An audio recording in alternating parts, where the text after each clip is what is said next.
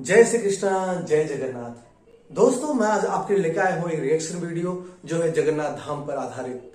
दोस्तों, जगन्नाथ धाम आप सभी जानते हैं हिंदुओं का एक पवित्र स्थान है जहां पर भगवान विष्णु के 4 धामों में से एक धाम है।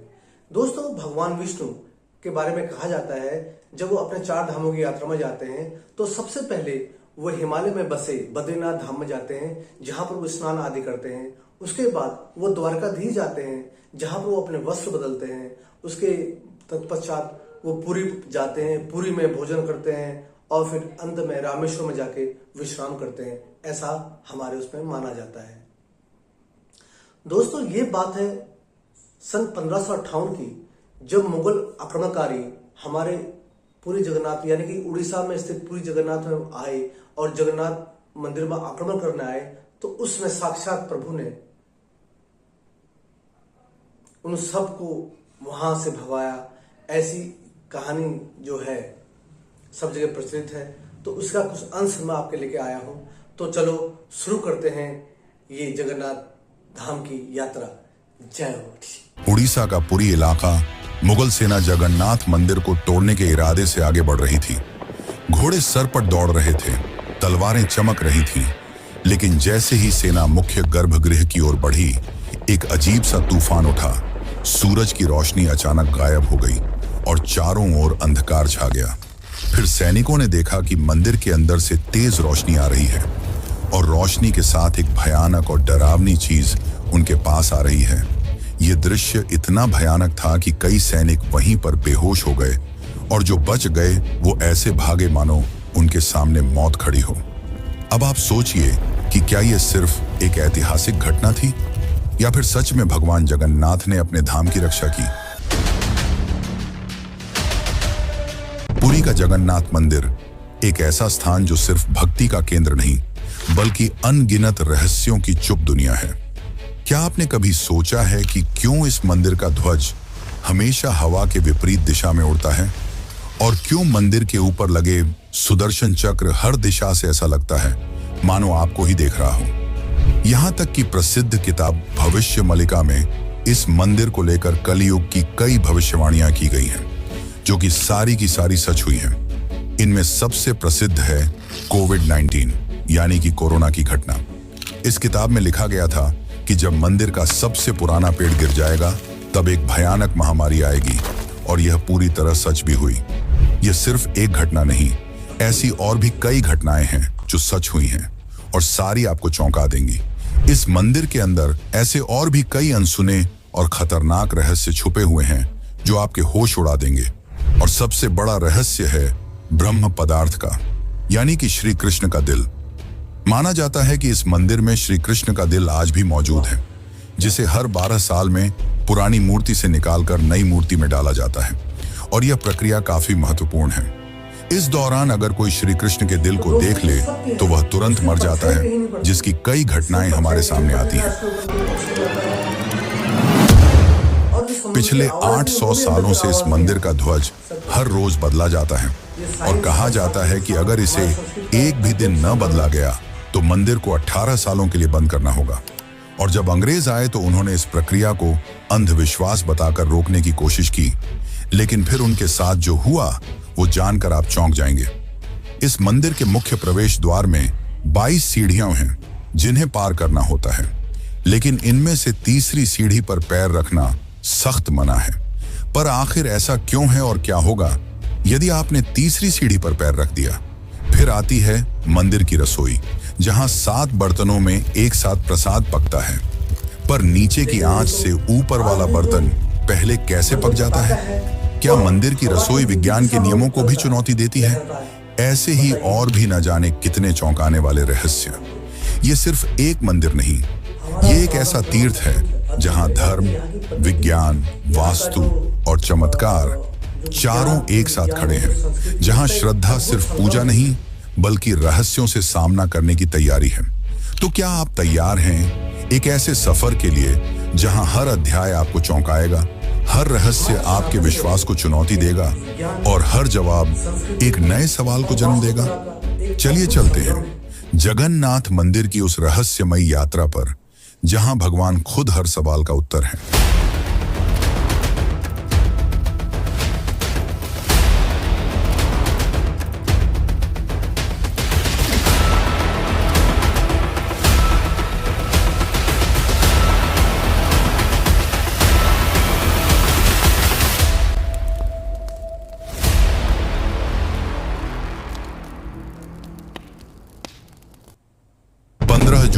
2015 रात को घड़ी में 12 बजते ही पूरी शहर की बिजली काट दी गई। ये कोई साधारण बिजली कटौती नहीं थी। इस बिजली कटौती का कारण था मंदिर के गर्भगृह में चल रही विचित्र घटना। मंदिर के मुख्य पुजारी इस अंधेरी रात में अपनी आंखों पर पट्टी बांधे और हाथ में एक मोटा दस्ताना पहने हुए अपने हाथों पर एक दिव्य पदार्थ लेकर भगवान की मूर्ति की ओर बढ़ रहे थे। यह कुछ और नहीं, श्री कृष्ण का दिल था, जिसे ब्रह्म पदार्थ भी कहा जाता है।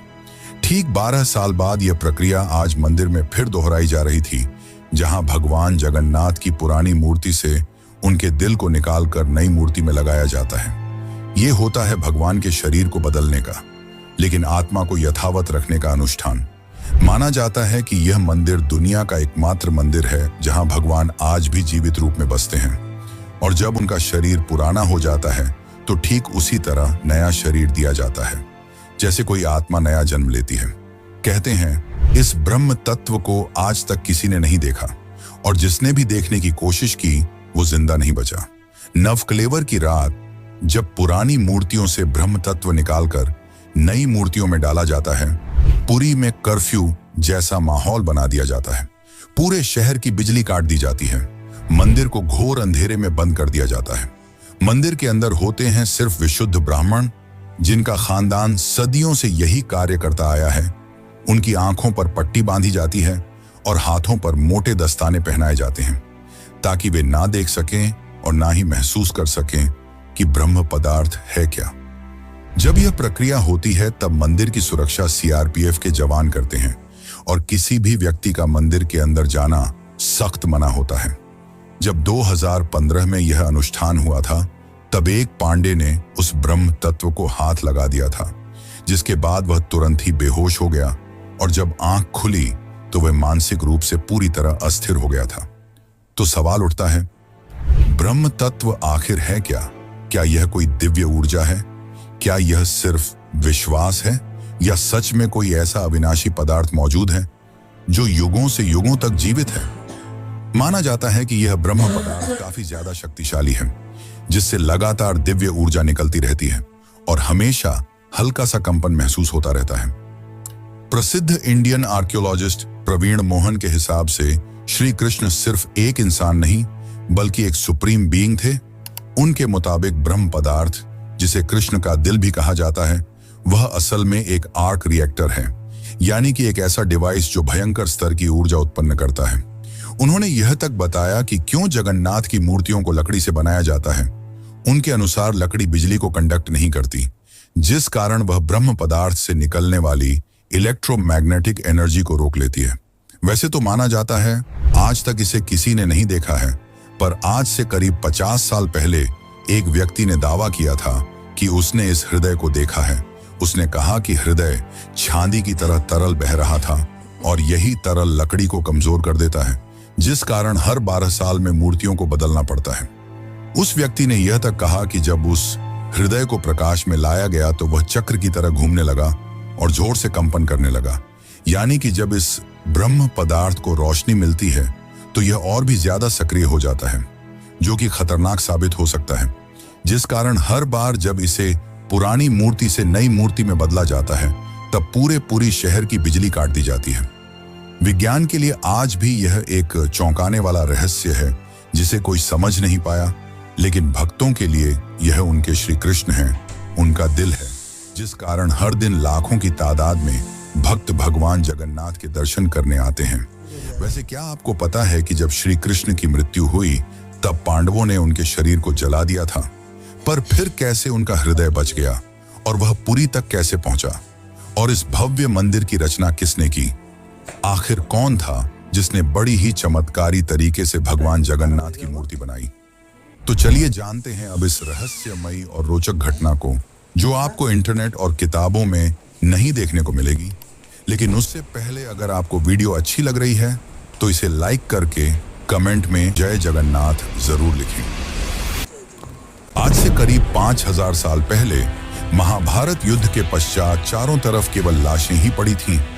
लाखों पड़े शव और कौरवों के विनाश ने सबको झकझोर दिया। कौरवों की माता गांधारी ने इस विनाश का कारण श्री कृष्ण को बताया। उनके हिसाब से अगर श्री कृष्ण चाहते तो यह युद्ध होता ही नहीं, पर उन्होंने ऐसा नहीं किया, जिसके कारण क्रोधित होकर गांधारी ने कृष्ण को श्राप दिया, गिना, जिस प्रकार मेरे वंश का विनाश हुआ है, ठीक उसी प्रकार तुम्हारे भी वंश का विनाश हो जाएगा। इस श्राप के 36 साल बाद जब एक दिन श्री कृष्ण जंगल में विश्राम कर रहे थे, तब एक शिकारी ने उन्हें हिरण समझकर उन पर तीर चला दी, और जैसे ही तीर श्री कृष्ण के पैरों पर जाके लगी, उन्होंने इस लोक को छोड़ दिया और मृत्यु को स्वीकार किया। और माना जाता है कि उनके मृत्यु के साथ ही पूरी द्वारका नगरी पानी में समा गई, जिससे उनका पूरा वंश समाप्त हो गया।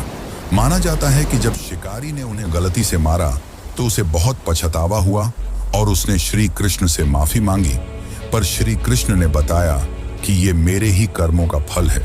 उन्होंने समझाते हुए कहा कि पिछले जन्म में तुम महान वानर राजा बाली थे, जिसे मैंने ही राम अवतार में छल से मार दिया था, और उसी कारण आज तुम मेरे मृत्यु का कारण बने। माना जाता है कि जब श्री कृष्ण की मृत्यु की खबर पांडवों को मिली तो उन्होंने पूरे रीति रिवाज से श्री कृष्ण का अंतिम संस्कार किया, और जब उनके शरीर को जलाया गया तो उनका पूरा शरीर पंचतत्वों में विलीन हो गया, परंतु उनका हृदय बच गया और जलने की बजाय और भी अधिक ऊर्जा से धड़कने लगा। इसी हृदय को बाद में ब्रह्म पदार्थ कहा गया। अर्जुन ने इस हृदय को लकड़ी के मंच पर रखकर नदी में बहा दिया। काफी लंबे समय तक बहने के बाद यह ब्रह्म पदार्थ उड़ीसा के समुद्र तट पर पहुंचा। उस समय उस तट पर सबरा जनजाति समुदाय के लोग रहा करते थे। उस जनजाति के मुखिया विश्ववसु ने जब इस ब्रह्म पदार्थ को देखा तो वे इसकी ऊर्जा और दिव्य प्रकाश से प्रभावित हो गए। उन्होंने तुरंत ही पहचान लिया कि यह भगवान के ही रूप हैं, और उन्होंने इसे नील माधव के रूप में पूजना शुरू कर दिया। उसी समय मालवा के राज्य में राजा इंद्रद्युम्न राज्य किया करते थे।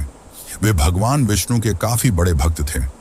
एक दिन उन्होंने नील माधव के दर्शन करने की इच्छा व्यक्त की और उन्हें ढूंढने लगे, और यही आगे चलकर जगन्नाथ के निर्माण की आधारशिला बनी। जैसा कि मैंने बताया, राजा इंद्रद्युम्न विष्णु के परम भक्त थे, और एक रात स्वयं भगवान विष्णु उनके सपने में आए और उन्हें कहा कि वे उनकी दिव्य मूर्ति नील माधव को ढूंढें और उनके लिए एक भव्य मंदिर का निर्माण करें।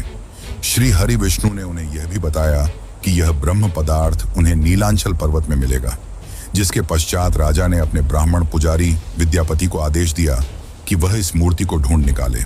विद्यापति कई दिनों तक नीलांचल पर्वत के अलग हिस्सों में इसकी तलाश करते रहे, और तब जाकर अंत में उन्हें पता चला कि इस मूर्ति को आदिवासी मुखिया विश्ववसु ने एक गुफा में छुपा कर रखा है, और वे दिव्य रूप से उसकी पूजा करते हैं। जब विद्यापति ने इसके दर्शन करने की अनुमति मांगी, तब विश्ववसु ने यह कहकर मना कर दिया कि यह उनके जाति का निजी मामला है। जिसके बाद विद्यापति ने चालाकी दिखाई और विश्ववसु की पुत्री ललिता से विवाह कर लिया।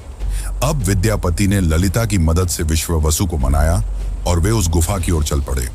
जैसे ही विद्यापति ने उस नील माधव की मूर्ति को देखा, वे उसकी ऊर्जा से काफी ज्यादा प्रभावित हुए और उन्होंने तुरंत ही यह बात राजा इंद्रद्युम्न को बताई।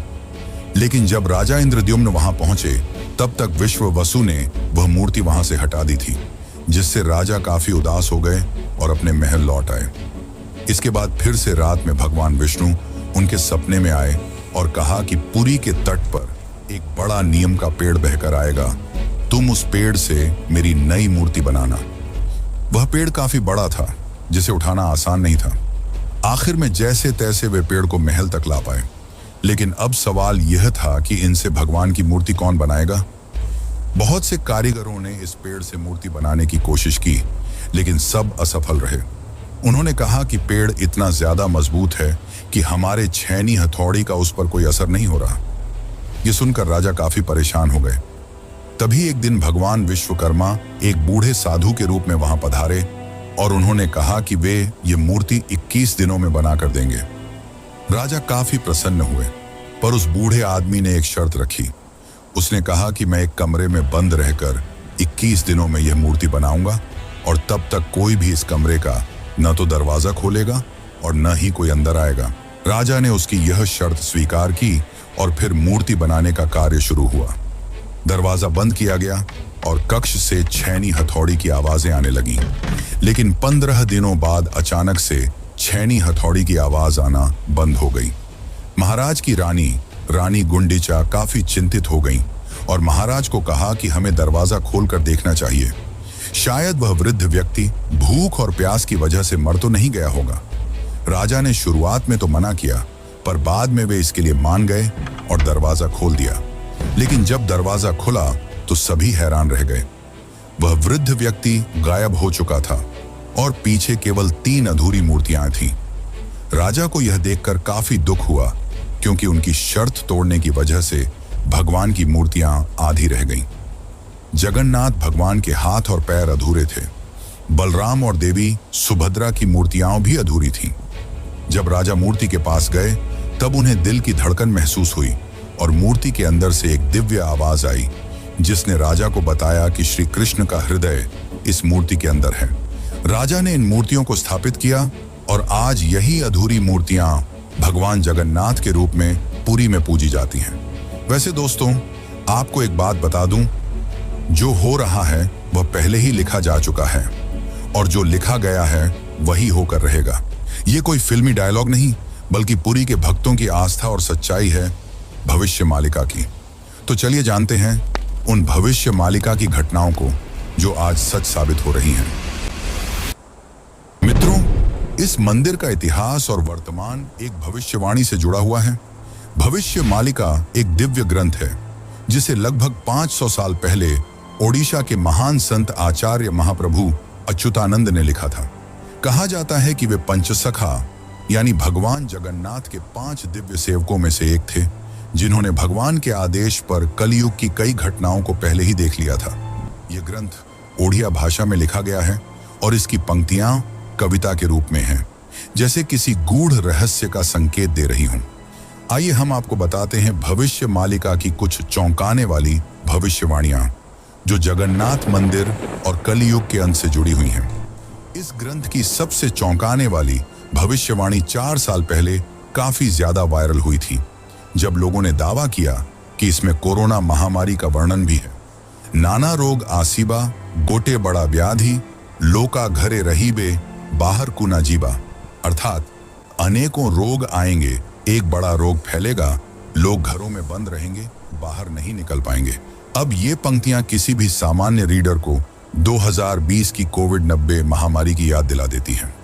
पुरी और ओडिशा में कई संतों और विद्वानों ने इसे भविष्य मालिका की सटीक भविष्यवाणी माना। इस किताब की एक और बात, इसमें जिक्र किया गया है कि मंदिर परिसर के ऊपर जो कपड़ा है उसमें आग लगने की घटना का उल्लेख मिलता है। कुछ साल पहले पहली बार त्रिदेव के वस्त्र में आग लगी थी। इस घटना के बाद कलयुग के अंत के बारे में एक बार फिर से बातें होने लगी। कहते हैं कि पापनाश एकादशी के दिन जगन्नाथपुरी मंदिर में एक अखंड महादीप जलाया गया था, लेकिन अचानक तेज हवा चली और झंडा उड़कर दीपक के ऊपर चला गया, जिससे मंदिर के झंडे में आग लग गई। यह घटना 19 मार्च 2020 को हुई थी। कहा जाता है कि दूसरे मंदिरों की तरह जगन्नाथ मंदिर के गुंबद पर कभी कोई पक्षी नहीं बैठता और ना ही इस पर कोई प्लेन या हेलीकॉप्टर उड़ता है। लेकिन जुलाई 2020 के बाद से मंदिर के गुंबद पर गिद्ध, चील और बाज को देखा गया था। ये पक्षी मंदिर के गुंबद, स्तंभ और नील चक्र पर भी बैठे थे। ऐसे में दुनिया के महाविनाश की भविष्यवाणी एक बार फिर से चर्चा में आ गई थी। भविष्य मालिका के अनुसार जब कलयुग का अंत करीब होगा तो भगवान जगन्नाथ मंदिर का नील चक्र यानी सुदर्शन चक्र तूफान से टेढ़ा हो जाएगा। मई 2019 में समुद्री तूफान फानी के कारण यह विशालकाय चक्र टेढ़ा हो गया था। ऐसे ही और भी कई भविष्यवाणियां हैं जो सच हो चुकी हैं और कई प्रसिद्ध भविष्यवाणियां हैं जो आने वाले को लेकर की गई हैं। 3 रथ यात्राएं एक साथ रुकेंगी, नदियां उल्टी दिशा में बहेंगी, ब्रह्म तत्व मंदिर से गायब हो जाएगा और फिर में अंत में आएंगे भगवान के आखिरी अवतार कल की। अब दोस्तों, आप ही सोचिए कि क्या यह महज संयोग है या सच में आचार्य अच्युतानंद को भविष्यदर्शी शक्तियां प्राप्त थीं। अगर उन्होंने आज से सैकड़ों साल पहले ऐसी बातें लिख दी जो अब सच हो रही हैं, तो क्या हमें उनकी बाकी भविष्यवाणियों को भी गंभीरता से लेना चाहिए? भविष्य मालिका कोई साधारण ग्रंथ नहीं, बल्कि वो कायनात का रोड मैप है जिसे बस समझने की जरूरत है। वैसे आपकी जानकारी के लिए बता दूं कि सन 1558 में मुगल सेना ने मंदिर को तोड़ने की कोशिश की। फिर उनके साथ जो हुआ वो चौंकाने वाला था और इस घटना को पहले ही भविष्य मालिका में लिख दिया गया था और साथ ही भविष्य मालिका में अंग्रेजों को लेकर भी ये कहा गया था कि गोरे आएंगे और मंदिर को बंद कराने की कोशिश करेंगे। तो चलिए अब जानते हैं कि जब मुगल सेना ने मंदिर पर आक्रमण किया तो क्या हुआ और कैसे ब्रिटिशर्स ने भक्तों की श्रद्धा को अंधविश्वास बताकर मंदिर को बंद करने की कोशिश की। लेकिन उससे पहले चैनल सब्सक्राइब जरूर कर लें, यह आपके लिए तो फ्री है पर इससे हमारी काफी मदद हो जाती है। सन 1558 उड़ीसा के पुरी इलाके में घना अंधकार छाया हुआ था, पर वो अंधकार आसमान में नहीं, लोगों के मन में था। क्योंकि इस बार कोई साधारण लुटेरा नहीं, मुगल सेना खुद मंदिर को गिराने के इरादे से आ रही थी। कला पहाड़ नाम का अफगान जनरल, जो तब बंगाल का गवर्नर था, उसकी क्रूरता इतनी बदनाम थी कि उसका नाम सुनकर ही लोग कांप उठते थे। कहा जाता है कि वो सनातन धर्म और मंदिरों से विशेष नफरत रखता था।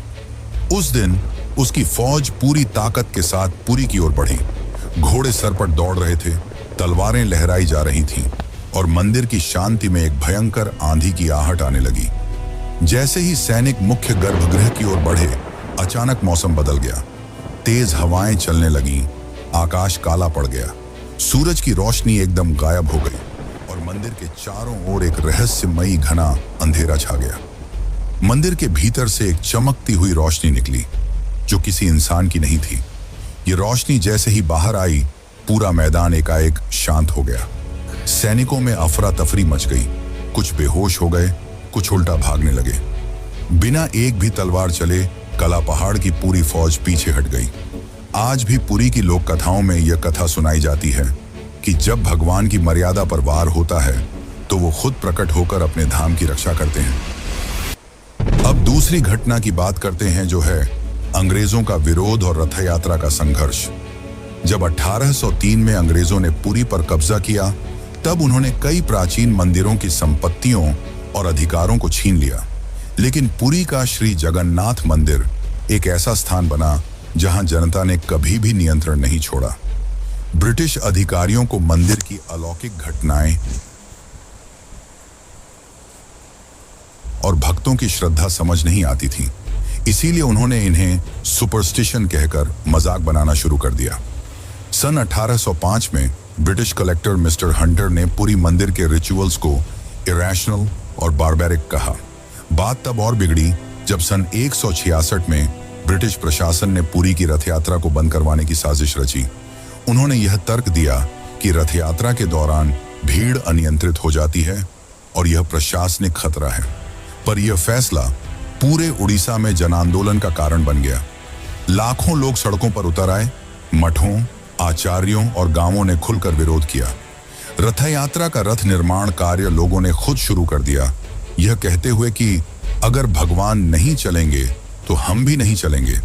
इस जनता के दबाव और आक्रोश के चलते ब्रिटिश सरकार को पीछे हटना पड़ा और 1964 में फिर से रथ यात्रा की अनुमति दी गई। इसके बाद अंग्रेजों ने कभी पुरी मंदिर के अंदरूनी मामलों में दखल नहीं दिया। अब चलिए आपको बताते हैं जगन्नाथ की तीसरी सीढ़ी का रहस्य, जिसे यमलोक का द्वार भी कहा जाता है। वैसे तो इस मंदिर में 22 सीढ़ियां हैं, पर सबसे खास है तीसरी सीढ़ी, क्योंकि इसमें पैर रखना उचित नहीं माना जाता। धार्मिक कथाओं के अनुसार इस तीसरी सीढ़ी को यमशिला कहा जाता है और कहा जाता है कि जो भी मनुष्य इस तीसरी सीढ़ी पर पैर रखता है उसके पुण्य शून्य हो जाते हैं और उसे यमलोक जाना पड़ता है। दरअसल एक बार यमराज जी भगवान जगन्नाथ के पास पहुंचे और उनसे कहा कि भगवान, भक्त जैसे ही आपके दर्शन करते हैं उनके सारे पाप मिट जाते हैं और अगर ऐसा ही चलता रहा तो सभी व्यक्ति जगन्नाथपुरी के दर्शन करके पापों से मुक्त हो जाएंगे, जिससे यमलोक में कोई नहीं आएगा। तब भगवान जगन्नाथ ने कहा कि तुम इस मंदिर की तीसरी सीढ़ी पर अपना स्थान ग्रहण कर लो और जो भी इस मंदिर की तीसरी सीढ़ी पर पैर रखेगा उसके पुण्य शून्य हो जाएंगे और उसे यमलोक जाना पड़ेगा। और तभी से इस सीढ़ी को यमशिला कहा जाता है, क्योंकि इसमें यम का वास है। अब अगर हम पुरी मंदिर के ऊपर लगे सुदर्शन चक्र की बात करें तो देखने वालों ने यह दावा किया है कि कि इस सुदर्शन चक्र को आप मंदिर के किसी भी कोने से देखोगे तो ऐसा लगेगा मानो आपको ही देख रहा हो। मतलब इससे जिस भी दिशा से देखो ये सामने की ओर ही दिखता है। इसे आम भाषा में आर्टिफिशियल इल्यूजन कहा जाता है, पर यह आज भी विज्ञान के परे है कि कैसे इतने भारी चक्र को मंदिर के ऊपर लगाया गया और कैसे उस समय के लोगों ने यह आर्टिफिशियल इल्यूजन बनाया जिससे चक्र हमेशा सामने की ओर दिखता है। इसे आज भी विज्ञान नहीं समझ पाया, पर भक्तों के अनुसार यह श्री कृष्ण का चक्र है जिसे उन्होंने इस दुनिया की रक्षा के लिए इस मंदिर में स्थापित किया है। और भविष्य मालिका की एक और पंक्ति के हिसाब से जब यह मंदिर समुद्र के अंदर समा जाएगा तब कलयुग अपने अंतिम चरण पर होगा और तब आएंगे विष्णु के आखिरी अवतार कल्कि। अब जानते हैं पुरी के रसोई घर के बारे में। जगन्नाथ पुरी का रसोई घर दुनिया की सबसे बड़ी और सबसे रहस्यमयी रसोई है, जिसके अनोखे तथ्य और परंपरा भक्तों को आश्चर्यचकित कर देती है। और रसोई का सबसे बड़ा रहस्य यह है कि यहाँ भोजन 7 मिट्टी के बर्तनों में बनाया जाता है और हर एक बर्तन को एक के ऊपर एक रखा जाता है। और स्वाभाविक है कि सबसे नीचे के बर्तन में ज्यादा आंच आ रही है तो उसे सबसे पहले पकना चाहिए, लेकिन पुरी में ऐसा नहीं होता। ये चौंकाने वाली बात है कि 7 बर्तनों में जो सबसे ऊपर होता है उसका खाना पहले पकता है, जो विज्ञान के सारे तथ्यों को गलत साबित करता है। यहाँ भोजन बनाने का कार्य केवल सेवायत ब्राह्मणों द्वारा किया जाता है और किसी भी बाहरी व्यक्ति को इसमें प्रवेश की अनुमति नहीं होती। इस पवित्र रसोई में किसी प्रकार के आधुनिक ईंधन या गैस का उपयोग नहीं किया जाता, बल्कि केवल लकड़ी के चूल्हे पर पारंपरिक विधि से प्रसाद बनाया जाता है। पूरी मंदिर में रोजाना लगभग 50,000 से 2 लाख लोगों तक को महाप्रसाद बांटा जाता है। लेकिन चमत्कार देखो, कभी भी खाना बर्बाद नहीं होता और कभी भी कम नहीं पड़ता। मान्यता है कि मां लक्ष्मी स्वयं प्रतिदिन रसोई में आती हैं और रसोई के सेवकों को अंतः प्रेरणा देती हैं कि आज कितनों के लिए प्रसाद तैयार करना है। ये सिर्फ परंपरा नहीं, सदियों से चलती लीला है जिसे आज तक कोई इंसानी गणित नहीं समझ पाया। एक और चौंकाने वाली बात तो यह है कि इतने बड़े किचन में जहां 500 से ज्यादा रसोइये और सेवक काम करते हैं, जहां हर दिन सैकड़ों क्विंटल अनाज, सब्जियां और मसाले इस्तेमाल होते हैं, वहां न कोई बदबू होती है न ही कोई मक्खी। कहा जाता है कि यह अग्निदेव और माता लक्ष्मी की कृपा है जो इस रसोई को हर प्रकार की अशुद्धि से दूर रखती है। 18वीं सदी में मराठा शासनकाल के दौरान एक बार एक अधिकारी ने रसोई के चमत्कार को अंधविश्वास बताते हुए जानबूझकर बर्तनों की संख्या बदलने का आदेश दिया। लेकिन इसके बावजूद उस दिन भी पुरी में महाप्रसाद एकदम सटीक बना, न एक दाना कम न एक दाना ज्यादा। इसके बाद अधिकारी ने रसोई में दोबारा हस्तक्षेप न करने की कसम खा ली। वैसे तो दोस्तों, ऐसे और भी कई चौंकाने वाले रहस्य हैं, पर उन्हें एक ही वीडियो में बता पाना नामुमकिन है। इसलिए चलिए चलते हैं आखिरी अध्याय की ओर। लेकिन उससे पहले अगर आपको यह डॉक्यूमेंट्री अच्छी लग रही है तो कमेंट में जय जगन्नाथ जरूर लिखें। कभी कभी जीवन में कुछ चीजें ऐसी होती हैं जिन्हें न तर्क से समझा जा सकता है और न ही विज्ञान से परखा जा सकता है। पुरी के श्री जगन्नाथ मंदिर का हर पत्थर, हर कोना हमें एक ऐसी दुनिया में ले जाता है जहां भक्ति और बुद्धि, विज्ञान और विश्वास, संघर्ष और समाधान सब एक साथ चलते हैं। जगन्नाथ केवल भगवान नहीं, एक चेतना है जो हमें यह सिखाते हैं कि जब विज्ञान चुप हो जाए तो श्रद्धा बोलती है। तो अब सवाल यह है, क्या ये सब केवल संयोग है या कहीं ना कहीं कोई ऐसी शक्ति है जो इन सबको संचालित कर रही है? आप क्या मानते हैं? क्या आपने कभी इन रहस्यों को खुद महसूस किया है? अगर हाँ, तो ये वीडियो सिर्फ जानकारी नहीं बल्कि आपकी अपनी यात्रा है, श्रद्धा से रहस्य तक। और ऐसी ही एक यात्रा है केदारनाथ। दोस्तों, मैं आपके लिए लेके आया था ये जगन्नाथपुरी धाम का रिएक्शन वीडियो। आपको ये रिएक्शन वीडियो कैसा लगा कमेंट बॉक्स में प्लीज कमेंट कीजिएगा। अगर आप मेरे चैनल में नए हैं तो इसको सब्सक्राइब कीजिएगा, लाइक कीजिएगा और बने रहेगा मेरे अगले वीडियो आने तक। और आप जहां भी रहें स्वस्थ रहें। जय श्री कृष्णा, जय जगन्नाथ।